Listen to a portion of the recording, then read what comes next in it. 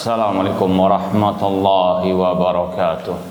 Innal hamdalillah nahmaduhu wa nasta'inuhu wa nastaghfiruh wa na'udzu billahi min syururi anfusina wa min sayyiati a'malina.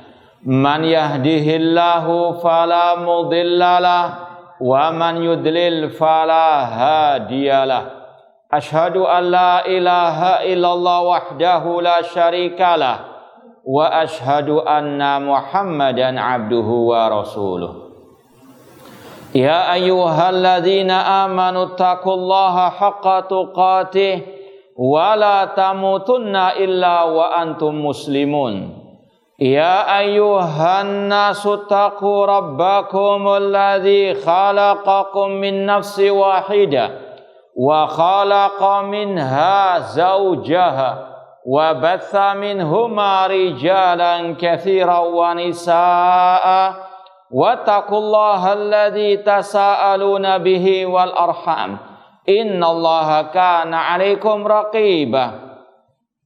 Ya ayyuhalladzina amanu taqullaha wa qulu qawlan sadida yuslih lakum a'malakum wa yaghfir lakum dhunubakum wa may yuti'illaha wa rasulahu faqad faza fawzan 'azima. Amma ba'd, fa inna asdaqal hadits kitabullah wa khairal hadi hadyu Muhammadin sallallahu alaihi wasallam wa syarrul umuri muhdatsatuha wa kullu muhdatsatin bid'ah wa kulla bid'atin dhalalah wa kulla dhalalatin finnar. Ma'asal muslimin ikhwani fillah wa akhwati, bapak-bapak, ibu-ibu, saudara-saudari rahimani wa rahimakumullah. Alhamdulillah, segala puji bagi Allah Subhanahu wa taala yang mempertemukan kita kembali dalam kajian kitab Syarhus Sunnah oleh Al-Imam Al-Barbahari rahimallahu taala. Semoga Allah Subhanahu wa taala senantiasa memberikan kepada kita keistiqomahan dalam belajar akidah salaf dan berpegang teguh dengannya sampai akhir hayat kita nanti. Sekarang kita sampai halaman 114 poin 148. Halaman 114 poin 148. Al-Imam Al-Barbahari rahimahullah berkata, wa'lam annahu man tanawala ahadan min ashabi Muhammadin sallallahu alaihi wasallam fa'lam annahu innama arada Muhammadan sallallahu alaihi wasallam wa qad azahu fi qabrihi. Ketahuilah bahwasanya orang yang mencela, mencaci maki satu saja dari sahabat Rasulullah SAW, maka ketahuilah dia itu menargetkan Nabi Muhammad SAW dan dia telah menyakiti Rasul di kuburannya. Ma'asal muslimin ikhwani fillah wa akhwati rahimani wa rahimakumullah, sudah berulang kali Imam Al-Barbahari rahimahullah membahas, menyatakan hal yang seperti ini, yaitu bagaimana sikap tegas ulama Ahlus Sunnah terhadap yang mencela, mencaci maki para sahabat Ar-Rasul sallallahu alaihi wasallam. Orang yang mencaci maki para sahabat Rasulullah SAW, yang pertama dia telah menyelisih sabda Rasul, la tasubbu ashabi. Jangan kalian mencaci maki para sahabatku, kata Rasul. Orang yang mencela satu dari sahabat Rasul, maka dia terkena laknat Allah. Sebagaimana kata Rasul, man sabba ashabi fa alaihi laknatullah wal malaikati wan nasi ajma'in. Barang siapa yang mencaci maki para sahabatku, baginya laknat Allah, laknat para malaikat dan semua manusia. Kemudian yang ketiga, orang yang mencela, mencaci maki para sahabat, ada kemunafikan dalam dirinya. Sebagaimana kata Rasul, ayatul iman hubbul ansar wa ayatul nifaq bughdul ansar. Tanda keimanan mencintai para sahabat al-ansar. Dan tanda kemunafikan membenci para sahabat al-ansar. Demikian pula orang yang mencela, mencaci maki para sahabat Rasul SAW atau satu sahabat Rasul, maka dia telah menyelisihi Allah dan Rasulnya yang telah banyak memuji para sahabat di dalam Al-Quran maupun sunnah Rasulullah SAW. Kemudian yang kelima, di antara dampak negatif, efek samping orang itu mencela, mencaci maki sahabat Rasulullah SAW, dia telah menyelisih ijma' para al-ulama. Karena ulama ahlu sunnah sepakat untuk mewajibkan cinta kepada para sahabat Rasulullah SAW. Sebagaimana kata Imam At-Tahawi rahimahullah, wa nuhibbu ashabar Rasulullah SAW. Kita semuanya ahlu sunnah mencintai para sahabat Rasulullah SAW. Kemudian kalau kita tambahkan di antara dampak negatif atau akibat orang itu mencaci maki, mencela para sahabat Rasulullah SAW, orang itu adalah orang-orang yang menyakiti Rasulullah SAW, yang menjelekkan Rasulullah SAW. Karena kata Rasulullah SAW, almaru ala dini khalilihi, seseorang tergantung sahabat agama sahabat dekatnya. Kalau sahabat Rasul dijelekkan, itu secara otomatis juga menjelekkan Rasul. Karena seseorang itu tergantung kepada apa? Agama sahabat dekatnya. Kalau sahabat Rasul itu jelek, ini juga apa? Tuduhan kepada Rasulullah SAW. Ya, maka sekali lagi banyak konsekuensi kelaziman yang mencaci maki, mencela para sahabat Rasulullah SAW. Di antaranya di sini yang diucapkan oleh Imam Al-Barbahari rahimahullah, fa'lam annahu innama arada Muhammadan sallallahu alaihi wasallam. Mereka kalau mau memperolok Rasul langsung takut ketahuan. Ya, ini salah satu kelicikan ahli bidah atau orang-orang kafir. Ketika mereka tidak sanggup langsung mencela Nabi Muhammad, mencela para sahabat Rasulullah SAW. Ya, namun sekali lagi arah target utamanya kepada Rasulullah SAW. Dan ini yang seperti kita sampaikan pada kesempatan yang lalu dari ucapan Imam Abu Zur'a Ar-Razi rahimahullah ta'ala. Beliau mengatakan, idza ra'aita rajulan yantaqisu ahadan min ashabi Rasulullah SAW fa'lam annahu zindiq. Ketahuilah jika ada seseorang mencaci maki satu saja dari sahabat Rasulullah SAW, ketahui dia adalah zindiq. Li'anna Rasul indana haqqun wal Qur'ana indana haqqun. Rasul itu menurut kami adalah hak, Al-Quran menurut kami adalah hak, dan yang menyampaikan kepada kita Al-Quran dan Sunnah para sahabat Rasulullah SAW. Ini sekali lagi sungguh benar ucapan Imam Al-Barbahari rahimahullah ta'ala, target utama mereka adalah Nabi Muhammad SAW yang ingin mereka jatuhkan. Nah, ini sekali lagi sudah berulang kali kita sampaikan tentang sikap Ahlussunnah terhadap para sahabat Rasulullah SAW, mencintai mereka, memuji mereka, menjaga hati, tidak dengki, menjaga lisan, tidak mencaci maki para sahabat Rasulullah SAW, kemudian mendoakan mereka dengan kebaikan, dan juga mengikuti jejak para sahabat Rasulullah sallallahu alaihi wasallam. Poin berikutnya 149, wa idza dhahara laka min insanin syai'un minal bid'ah fahdharhu. Apabila nampak bagimu sesuatu dari seseorang dari kebid'ahan, maka waspadahilah dia. Fahdharhu, jauhilah dia.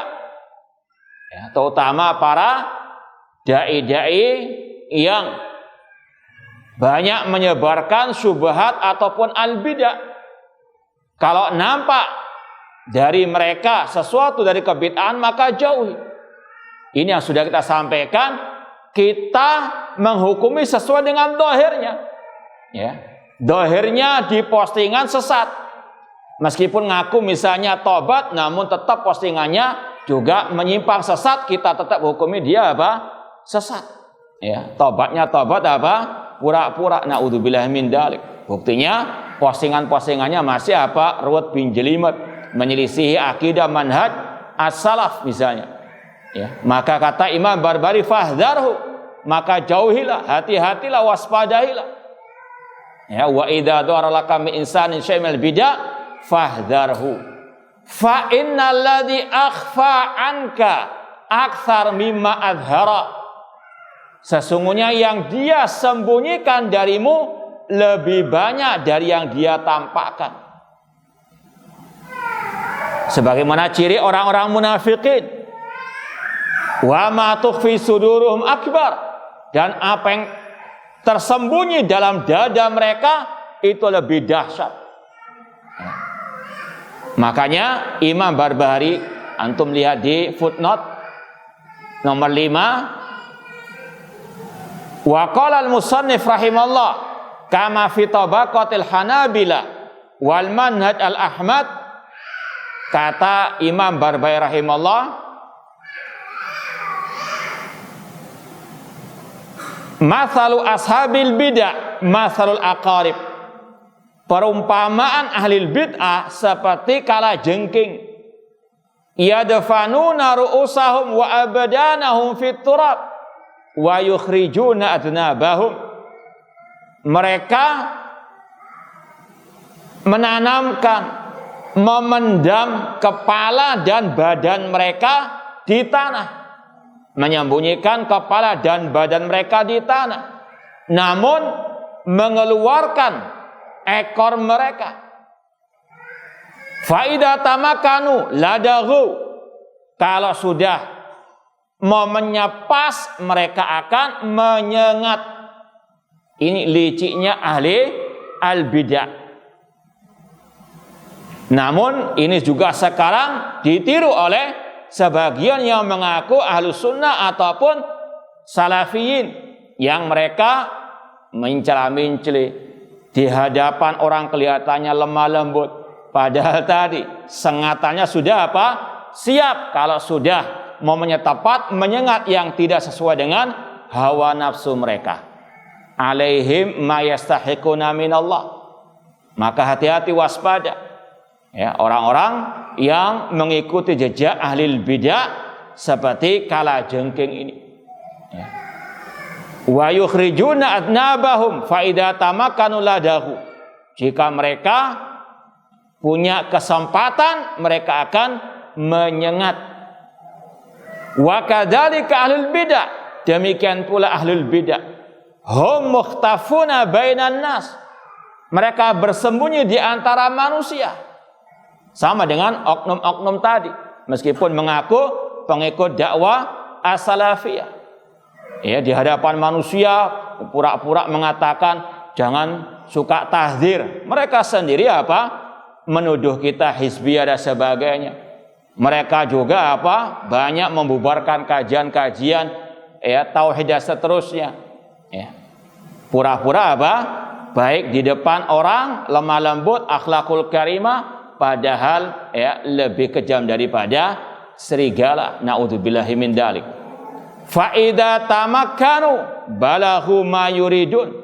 Kalau mereka sudah mendapatkan kesempatan momen yang pas, mereka akan istilahnya mencelakakan dan membuat makar terhadap lawannya tanpa hak. Ini sekali lagi yang harus betul-betul dipahami. Maka dari pengalaman yang kita rasakan sendiri, orang-orang yang sekarang mengeluarkan postingan-postingan sesat, dulunya summum bukmun umyun, padahal ikut daurah akidah, daurah manhaj dan sebagainya. Tapi itulah mereka, sebagaimana kata Imam Barbahari, yang mereka sembunyikan lebih banyak daripada yang mereka tampakkan. La katsarallahu amsalahu. Maka wajib untuk waspada. Apalagi para ulama juga mengingatkan banyak penyusup dalam dakwah salafiyah. Ketika dakwah salafiyah mulai digemari, mulai laris manis, banyak yang menyusup ke dalamnya. Dengan menyampaikan pemikiran-pemikiran sesatnya, pemikiran-pemikiran harokahnya, hizbiyahnya, meskipun hizbi teriak hizbi misalnya. Ini sekali lagi yang harus betul-betul diwaspadai.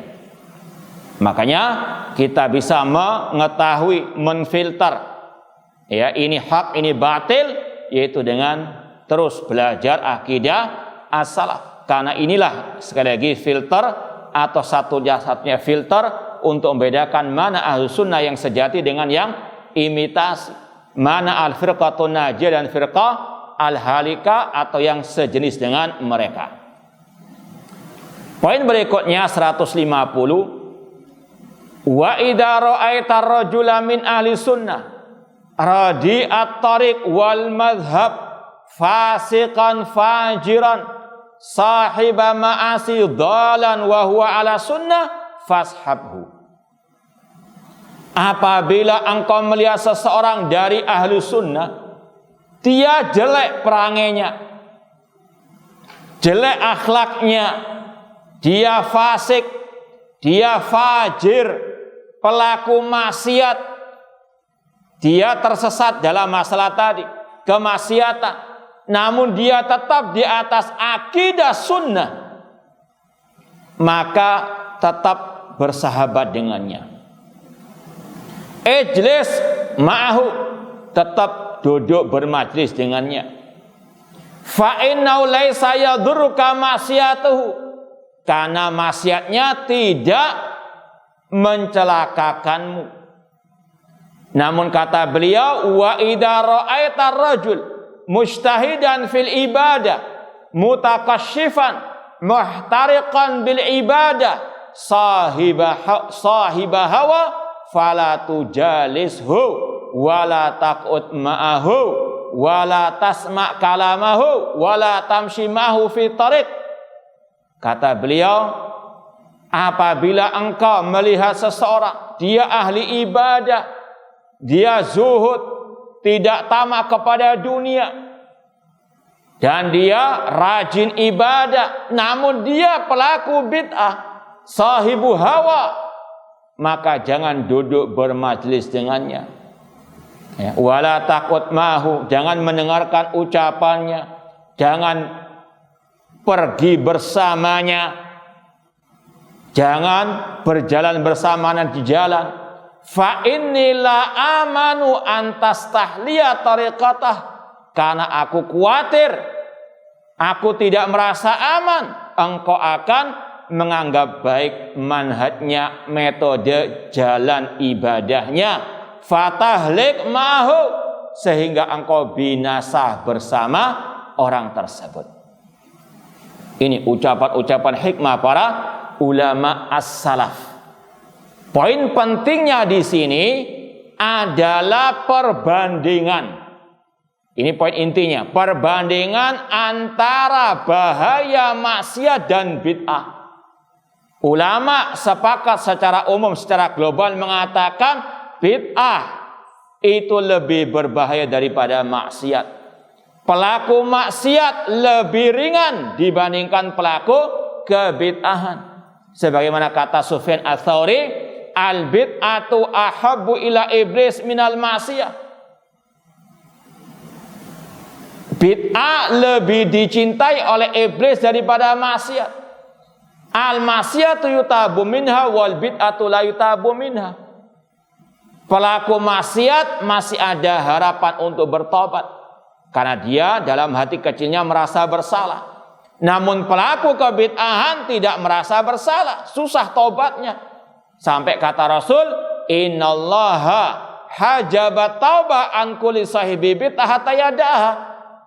Bahwasanya pelaku kebid'ahan ditutup pintu tobat oleh Allah sampai dia meninggalkan kebid'ahannya. Bukan tidak mungkin, mungkin saja Allah ya Tawwabur Rahim. Namun perbandingannya dengan pelaku maksiat sangat sedikit dari pelaku bid'ah yang bertobat. Susah tobatnya, karena bagaimana dia mungkin akan tobat sedangkan dia merasa apa? Benar, yahsabuna annahum yuhsinuna sunnah. Ya. Jadi sekali lagi poin inti dari ucapan Imam Barbahi tadi, bahwasanya bid'ah lebih berbahaya daripada maksiat. Pelaku kebid'ahan lebih berbahaya daripada pelaku kemaksiatan. Seperti yang sering kita contohkan. Bedanya teroris yang ditangkap dengan pembunuh pembegal yang ditangkap. Teroris kalau ditangkap malah senang dia, malah bangga, itu jihad di jalan Allah. Ya, bahkan dulu ada kisah dari istilahnya nenek moyangnya kelompok teroris. Ketika mau istilahnya hukum mati, dia mengatakan silakan hukum diriku semaunya, tapi jangan ya dipotong lidahku karena aku mau berzikir kepada Allah. Malah bangga dia tertangkap. Ya, tidak ada perasaan apa salah sama sekali. Bahkan antum kalau ingat, Ali bin Abi Thalib meninggal dunia karena apa? Dibunuh oleh Abdurrahman bin Muljam. Orang yang berakal sehat, ya, yang fitrah salimah, orang muslim awamnya tahu membunuh Ali bin Abi Thalib menantunya Rasul itu apa? Berdosa. Pembunuhnya ini adalah apa? Penjahat besar istilahnya. Tapi beda dengan pelaku kebid'ahan. Di antara tokoh kelompok Khawarij yang bernama Imran bin Hittan. Ini salah satu pengikut kelompok Khawarij. Dia malah bangga dengan perbuatan Abdurrahman bin Muljam yang membunuh Ali bin Abi Thalib. Seperti yang dinukilkan oleh Imam Dhahabi dalam kitab Syiar Alamin Nubala, Imran bin Hittan pernah berkata, ya darbatan min taqiyin ma arada biha illa liyablugha min dil arsy ridwana. Wahai sabetan pedang dari orang yang bertakwa. Ini Abdurrahman bin Muljam dikatakan apa? Orang yang bertakwa. Wahai sabetan pedang dari orang yang bertakwa. Tidaklah Abdurrahman bin Muljam membunuh Ali bin Abi Thalib kecuali untuk menggapai pahala di sisi Allah. Kalau istilah orang Surabaya ini sudah gendeng sudah. Ini membunuh Ali bin Abi Thalib dikatakan apa? Mengharap pahala dari Allah. Kemudian kata Imran bin Hittan lagi, salah satu pengikut kelompok Al-Khawarij, bahwasanya aku tidak pernah melihat orang yang aufal bariyati indallahi mizana. Aku belum pernah melihat orang yang paling banyak timbangan amal kebaikannya dibandingkan Abdurrahman bin Muljam. Naudzubillah min dzalik. Inilah sekali lagi bahayanya apa? Bid'ah. Tapi kalau pembunuh biasa, mungkin begal misalnya, perampok, dia ketika ingin mengambil harta orang sampai membunuh misalnya, ketika ditangkap dia pasti apa? Merasa bersalah. Masih apa? Ada perasaan bersalah. Dan sering kita dengarkan juga banyak pelaku-pelaku maksiat mewasiati anaknya apa? Jangan kamu apa ngikuti bapak, ya. Dia tahu, dia sadar, dia apa? Keliru. Tapi kalau pelaku kebid'ahan disuruh mati-matian anaknya apa? mengikutinya. Kalau nggak ikuti, ya sabet istilahnya, diukul dia kalau nggak ikut perayaan-perayaan bid'ah mereka. Ini sekali lagi bedanya bid'ah dan maksiat. Bedanya pelaku maksiat dengan pelaku kebid'ahan. Makanya kata Imam Al-Barbahari rahimahullah ta'ala, meskipun orang itu ahli maksiat, jelek akhlaknya, namun tetap di atas akidah manhaj yang benar, maka tetap pergauli dia. Beda dengan apa pelaku kebid'ahan. Meskipun ahli ibadah, sholat tahajudnya mulai ba'da isya sampai subuh misalnya, namun kalau dia pelaku bid'ah, maka jauhi dia. Ya. Makanya kalau ada orang mengatakan yang paling penting itu sholat malamnya, jangan lihat akidahnya itu. Na'udzubillah min dzalik. Ini menyelisih ucapan para as-salafus saleh. Ya. Ini sekali lagi poin pentingnya tadi apa? Perbandingan antara bid'ah dan maksiat, antara pelaku bid'ah dan pelaku maksiat. Yang paling berbahaya adalah apa? Pelaku kebid'ahan. Kemudian dari ucapan Imam Barbahari di sini, bukan berarti beliau menyeru untuk berbuat maksiat. Itu yang pertama. Jangan gagal paham, ya. Ini sebagaimana ketika Allah membandingkan antara dosa syirik dengan dosa maksiat atau selain syirik. Innallaha la yaghfiru an yushraka bihi wa yaghfiru ma duna dzalika liman yasha. Allah tidak mengampuni dosa syirik, namun Allah masih mengampuni dosa selain syirik bagi yang dia kehendaki. Apakah di situ ada unsur Allah menyeru kepada kemaksiatan? Na'udzubillahi min dzalik, tidak sama sekali. Cuma ini poin pentingnya apa? Perbandingan bahayanya syirik. Ya. Kemudian yang ketiga, di antara poin kalau kita mau sampaikan tadi, poin pertama yang paling inti tadi, perbandingan yang kedua, ucapan Imam Barbahari tadi bukan menyuruh orang berbuat maksiat, naudzubillah min dzalik, atau bukan meremehkan masalah maksiat, tidak.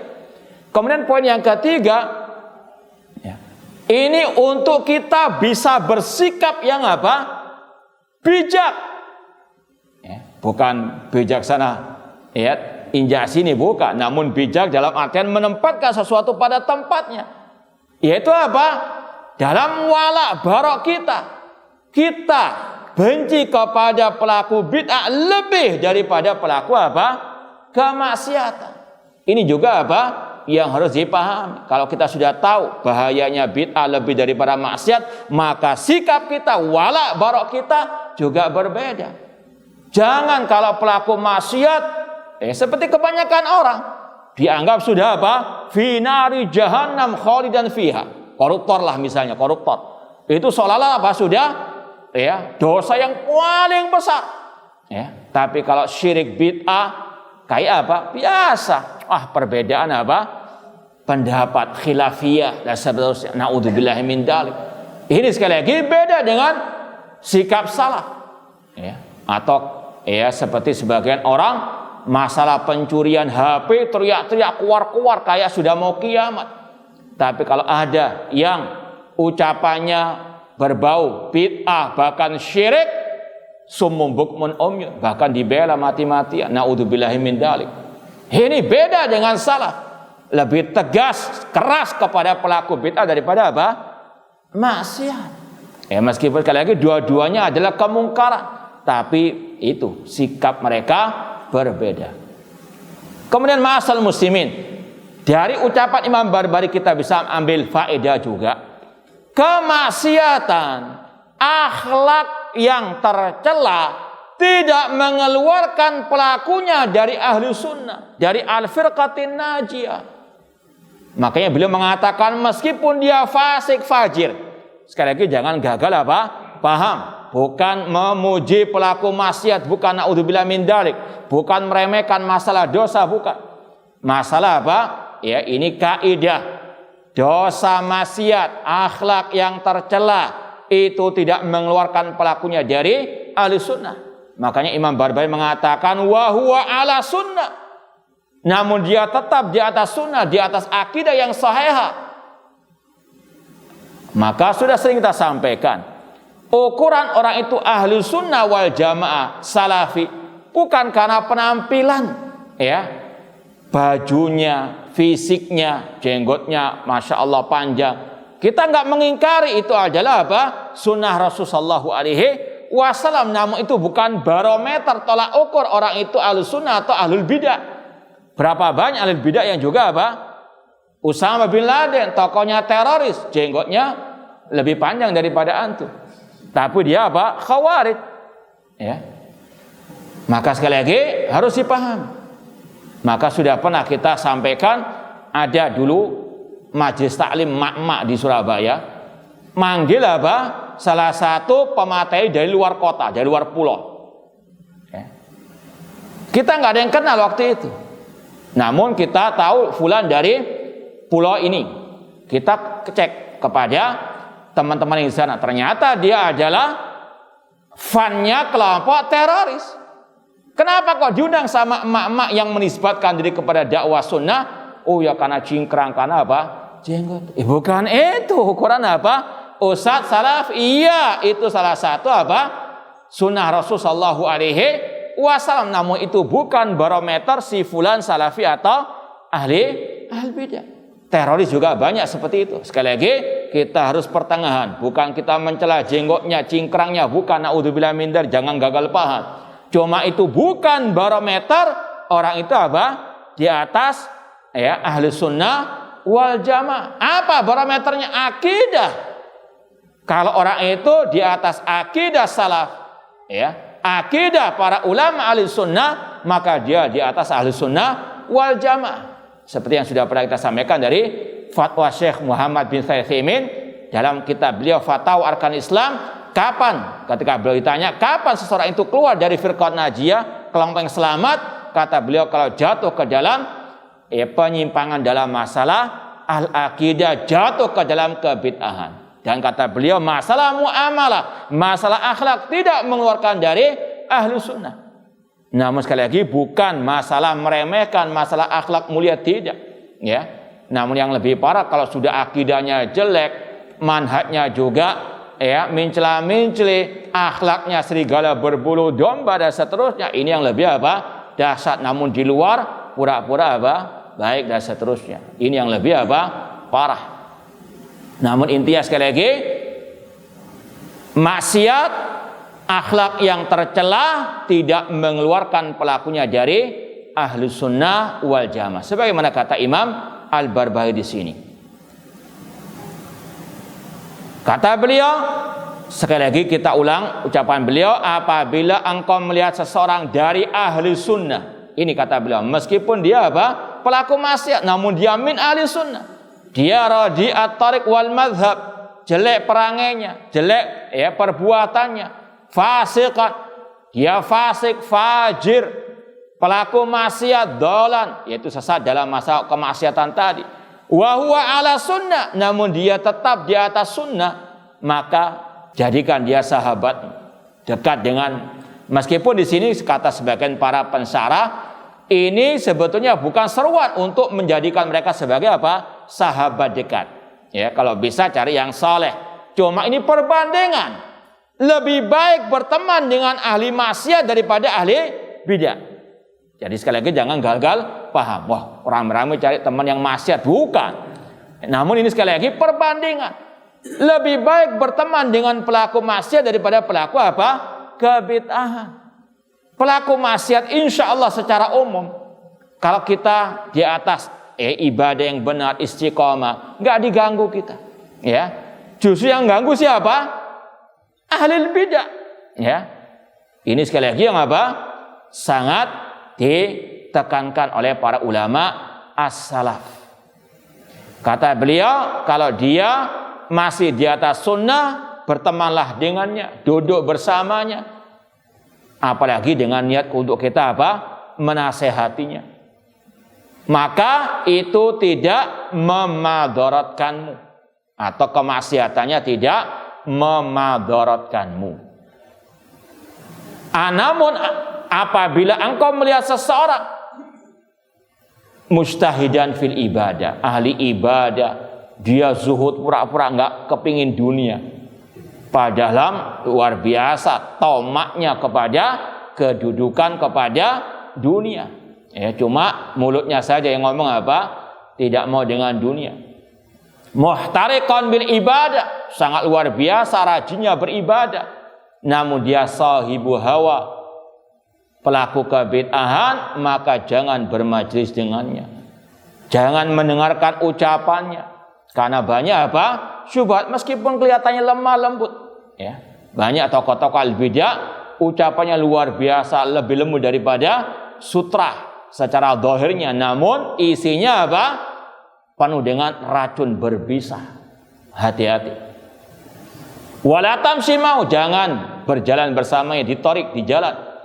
Karena aku khawatir, aku merasa tidak aman, engkau akan menganggap manis baik metode ataupun manhajnya dan engkau binasa bersama orang tersebut. Kemudian Imam Al-Barbahari mendatangkan ucapan salaf tentang apa yang sesuai dengan ucapan beliau tadi. Inilah ulama itu masih menukil dari ucapan ulama sebelum mereka. Jangan apa? Asal nulis dari otaknya sendiri, dari sakunya sendiri. Kayaknya al-allamah na'udzubillah min dzalik. Ya, ini sekali lagi Imam Al-Barbahari rahimahullah ketika membuat statement tadi, beliau membawakan ucapan ulama sebelum beliau. Di antaranya di sini. Wa ra'a Yunus ibn Ubaid ibnahu. Ini seorang ulama salaf yang bernama Yunus bin Ubaid. Beliau pernah melihat putranya waqad kharaja min indi sahibi hawa.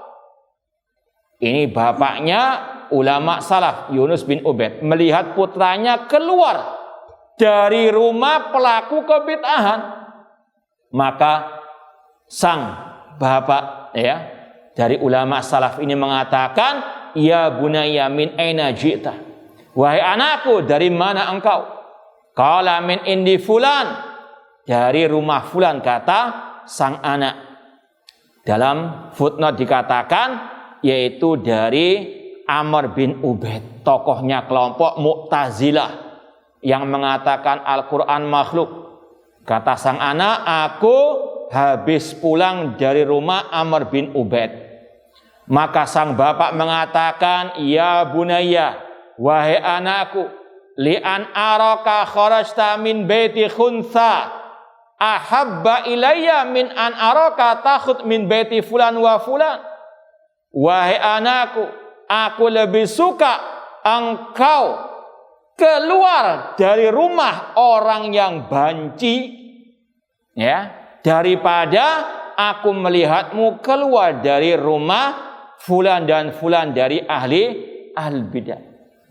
Ini sekali lagi para ulama salaf sangat tegas dalam masalah ini.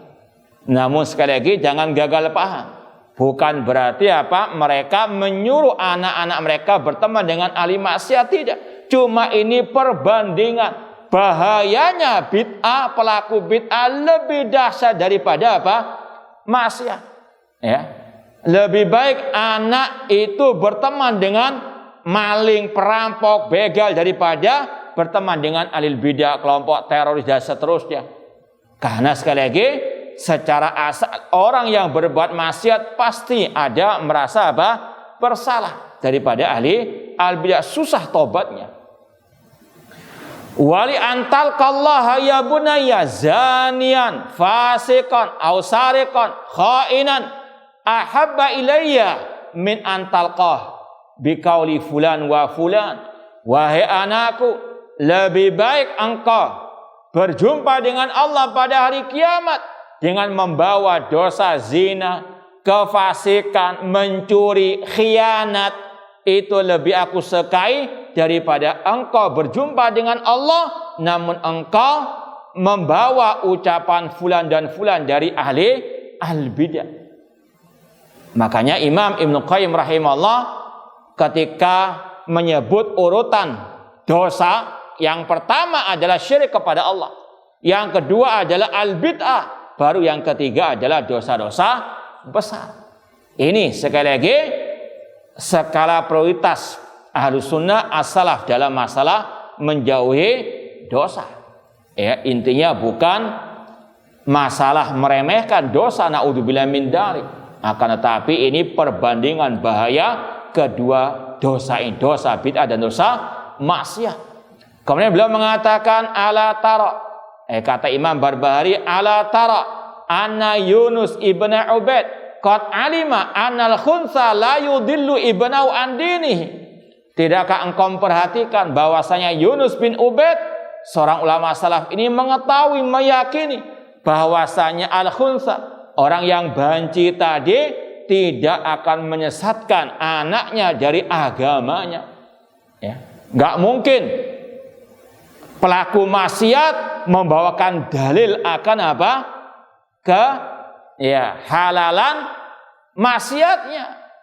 Beda dengan ahli al-bidah, syubhat akan nancap. Insyaallah kita lanjutkan ba'dal adzan.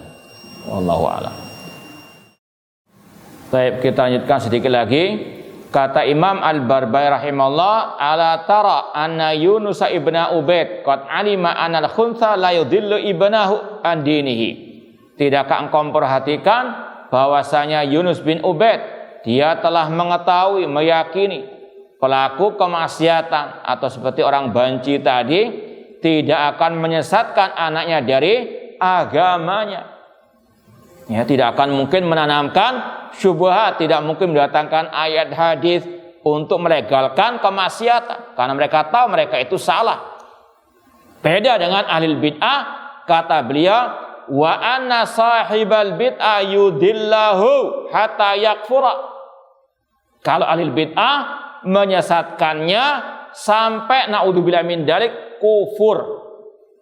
Karena kata para ulama, al bid'atu baridul kufri. Bid'ah itu jembatan menuju kepada kekafiran.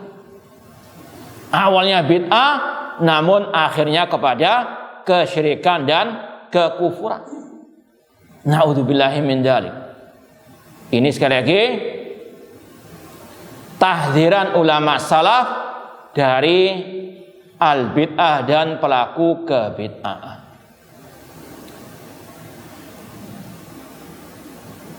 Taib, ada yang mau ditanyakan sebelum kita lanjutkan?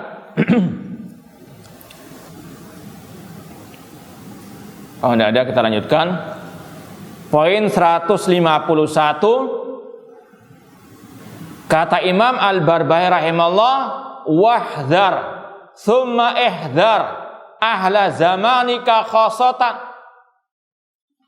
Waspadalah, kemudian waspadalah terhadap orang-orang yang hidup di zamanmu secara khusus, terutama para da'inya, ustadz-ustadznya. Wandur mantu jalis, hati-hati siapa yang engkau bermajlis dengannya, berguru kepadanya. Wa mimman tasma, dari siapa engkau mendengarkan ilmu agama. Wa man tashab, dan siapa sahabat dekatmu. Fa innal khalqa ka'annahum fi riddatin, karena banyak manusia seolah-olah, ini seolah-olah, bukan menvonis secara pasti, seolah-olah mereka dalam kemurtadan. Ucapan-ucapan mereka apa? Ada bau kemurtadan. Ya, seperti yang antum saksikan sendiri, ya, seorang dai mengatakan mencela-mencela kayak apa? Nasikh mansuh dalam Al-Qur'an. Ya. Ini sekali lagi reda kata para ulama, mau ngeles kemana? Ya. Naudzubillah min dzalik.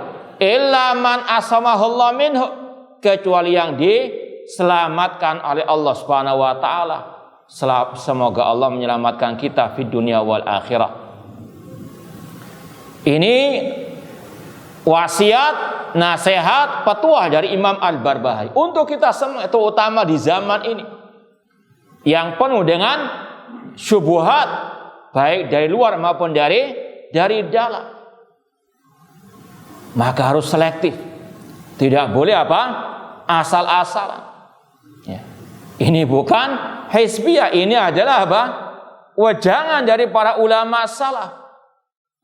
Kalau kata Syekh Ahmad bin Yahya An-Najmi dalam kitab Irsyadus Syari Sarah Sunnah Imam Barbahari, illa man tathik bi ilmi wa aqidatihi. Silakan ambil ilmu, bersahabat dengan yang engkau betul-betul yakini akan keilmuannya dan kebaikan akidahnya. Kalau sudah ruwet akidahnya, ditambah jahil juga, maka naudzubillah min dzalik. Hati-hati, waspada. Ini yang diperingatkan oleh para ulama ahli sunnah wal jamaah. Wahdhar thumma ihdzar ahla zamanika khasatan. Baik di dunia nyata maupun di dunia maya.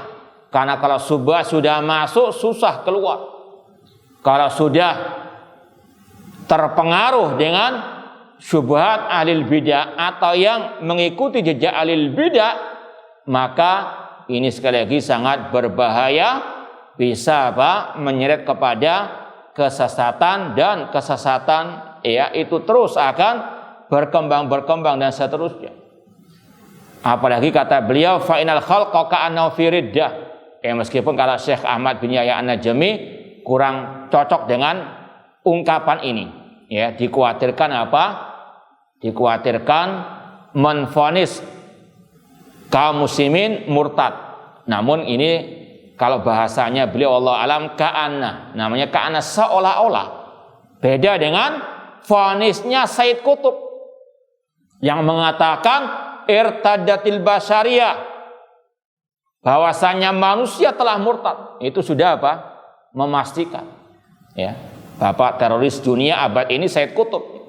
Kenapa kok sekali lagi dikatakan bapak teroris, bapak takfirin? Karena tadi ucapan-ucapannya menvonis kaum muslimin murtad. Irtadatil basyariyah an al-adyan wa naqasat an la ilaha illallah. Mereka telah meninggalkan la ilaha illallah. Naudzubillah min dzalik. Ini beda. Kalau sini ungkapannya ka'annam, seolah-olah. Fa inna khalqa, sebagaimana kata Rasul, anta budallah ka'annaka tara. Engkau beribadah kepada Allah seolah-olah engkau melihat Allah. Mungkin enggak melihat Allah di dunia? Tidak mungkin. Namun ini seolah-olah. Sama dengan ini. Ka'annahu fi riddati. Seolah-olah mereka dalam kemurtadan. Artinya banyak kesyirikan, banyak kekafiran yang dilakukan oleh banyak kaum muslimin. Illa man rahimallah, kecuali yang diselamatkan oleh Allah Subhanahu wa taala.